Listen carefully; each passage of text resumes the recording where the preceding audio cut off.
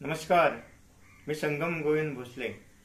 माझ्या मागच्या व्हिडिओला प्रचंड प्रतिसाद देणाऱ्या हजारो दर्शकांना लाख लाख धन्यवाद आणि मनापासून सलाम आणि प्रणाम।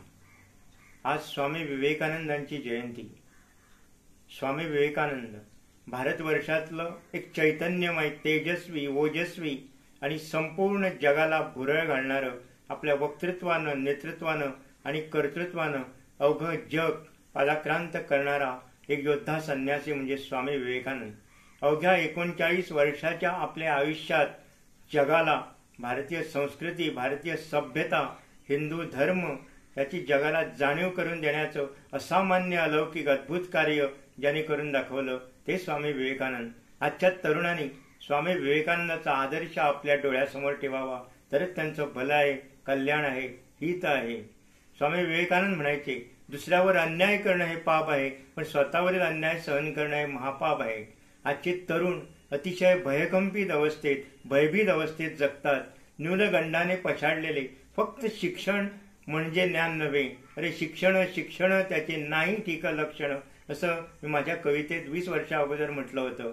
आजची तरुण पिढी अतिशय हताश आणि हतविरी अवस्थेत जगत असताना दिसते। पुढचं पाठ मागचं सपाट अशा अवस्थेत जगताना दिसते। याचं कारण म्हणजे आपली भारतीय संस्कृती, आपली सभ्यता याचा आजच्या तरुण पिढीला विसर पडलाय। पण ज्या तरुणांनी स्वामी विवेकानंदाच्या विचाराची कास धरली ते तरुण आज अतिशय दिमाखानं वेगवेगळ्या क्षेत्रात कार्यरत असलेले आपल्याला दिसतात। केवळ गोव्यातच नव्हे तर देशाच्या कानाकोपऱ्यात हजारो युवक स्वामी विवेकानंदाच्या विचारानं प्रभावित होऊन कार्य करताना आपल्याला आढळतात।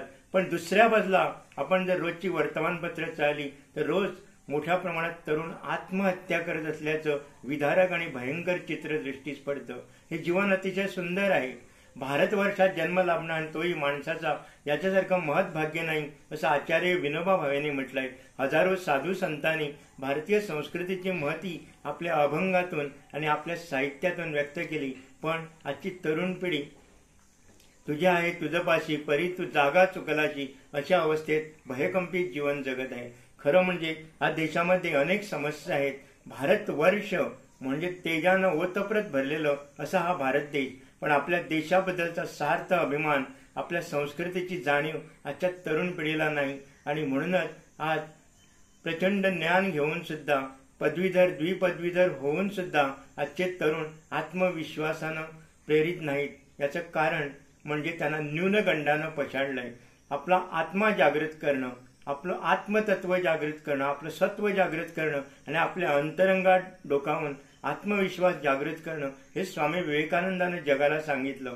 भारतवर्षाची महती जगाला, हिंदू धर्माची महती विश्वाला सांगताना स्वामी विवेकानंदाच्या ओजस्वी, तेजस्वी आणि दिव्य वाणीनं साऱ्या जगाला मोहित करून टाकलं।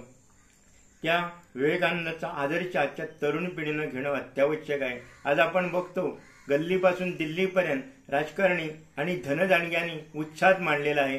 कुठल्याही राजकीय पक्षाचा नेता असो तो याला अपवाद नाही। याचं कारण म्हणजे आज निधर्मीवादाच्या नावाखाली देशामध्ये अधर्मानं उच्छाद मांडलेला आहे। अनेक बंधू, बुवा, बाबा लोकांना धर्माच्या नावानं, तत्वज्ञानाच्या नावानं फसवतात आणि एका बाजूला खरे साधू संत, जे खरे साधू संत असतात ते आपल्या ज्ञानाचा आणि आपल्या आत्मज्ञानाचा कधी गवगवा करत नाहीत। हिमालयात आज पण हजारो साधू संत वर्षानुवर्षे साधना करतात, कठोर साधना करतात, तपश्चर्या करतात। म्हणूनच तर विश्वाचं आणि भारतवर्षाचं अस्तित्व आजच्या भयंकर अवस्थेतही शाबूत आहे। याचं कारण म्हणजे या भारतवर्षाची हजारो वर्षाची ऋषीमुनींची दिव्य परंपरा आणि या दिव्य परंपरेचाच एक वारसदार, एक तेजपुंज तरुण म्हणजे स्वामी विवेकानंद। माणूस किती वर्ष जगला याच्यापेक्षा तो कसं जगला याला महत्व असतं। स्वामी विवेकानंदांनी अवघ्या 39व्या वर्षाच्या आपल्या आयुष्यात साऱ्या जगाला हिंदुत्वाची महती पटवून दिली, हिंदू धर्माची महती पटवून दिली। संपूर्ण जग ज्यावेळी भारताची हेळसांड करत होतं, उपमर्द करत होता, गारुड्यांचा देश, जादूगारांचा देश आणि वनवासी लोकांचा देश, ज्ञान नसलेल्या लोकांचा देश अशी जी प्रतिमा संपूर्ण जगभरात भारतवर्षाची झाली होती ती एका क्षणात, एका भाषणात त्यांनी पुसून टाकली। एवढंच नव्हे तर अतिशय ज्ञानवंत असल्याचा आणि पुढारलेले देश असल्याचा आव आणणाऱ्या जगाला स्वामी विवेकानंदांनी माझ्या बंधू भगिनींनो म्हणायला शिकवलं। त्या अगोदर जगातील लोक सभ्य स्त्री पुरुष अशा वाक्यानं कुठल्याही भाषणाची संभाषणाची सुरुवात करत होते. असे युगपुरुष, दिव्य युगपुरुष स्वामी विवेकानंद यांनी आपल्याला आपलं आत्मतत्व जागायला सांगितलं होतं. आजच्या तरुणांना माझं हेच आव्हान आहे की लाचारी सोडा. कुठल्या तरी राजकारणाच्या पुढं, कुठल्या तरी धनदांडग्याच्या पुढं वाकण्यापेक्षा लाथ मारीन तिथं पाणी काढीन, ही जर भावना तुम्ही आपल्या मनामध्ये वृद्धिंगत केली तर तुम्हाला यश मिळणं फार दूर नाही. उगीच हताश होऊ नका, निराश होऊ नका. जर तुम्ही हताश आहात, जर तुम्ही निराश आहात, तर स्वामी विवेकानंदाचं चरित्र वाचा, त्यांचं कुठलंही विचारधन वाचा. तुम्हाला तुमच्यातल्या दिव्य ताकदीची, तुमच्या शक्तीची जाणीव होईल आणि सारं काही आपल्यापाशीच आहे आणि आपण काहीही करू शकतो हा आत्मविश्वास तुमच्यामध्ये जागृत होईल आणि मातृभूमीची सेवा करण्याची एक जबरदस्त प्रेरणा तुमच्या अंतरंगातून निर्माण होईल. आपण माणूस म्हणून जगत असताना माणसासारखं जगावं, नाहीतर जनावरं पण जगतात. खाओ पिओ मजा करो, ऐश आराम की जिंदगी म्हणजे जीवन नाही. जीवन म्हणजे आत्मज्ञान, जीवन म्हणजे आत्मसाक्षात्कार, जीवन म्हणजे चैतन्याचा ध्यास, जीवन म्हणजे साहित्य, संस्कृती, सभ्यता, कला आणि विविध सद्गुणांचा ध्यास, जीवन म्हणजे तेजाची आराधना, जीवन म्हणजे शौर्याची आराधना, जीवन म्हणजे सूर्याची उपासना. प्रत्येकाला आपण सूर्यासारखं तेजस्वी व्हावंसं वाटतं आणि ते होण्याचा रामबाण उपाय म्हणजे स्वामी विवेकानंदाचे विचार.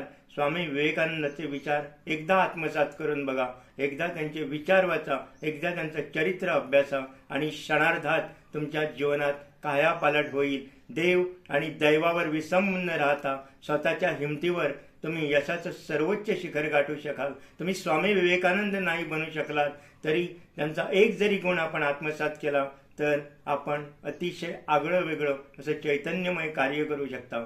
स्वामी विवेकानंदाच्या आजच्या जयंती दिनी देशातील माझ्या तमाम तरुण बांधवांना हात जोडून कळकळीची विनंती आहे की स्वामी विवेकानंदाचा जीवन अभ्यासा आणि स्वामी विवेकानंदासारखं होण्याचा प्रयत्न करा आणि या भारतवर्षाला पुन्हा एकदा जगद्गुरुपदी विराजमान करण्यासाठी कटिबद्ध व्हा, वचनबद्ध व्हा.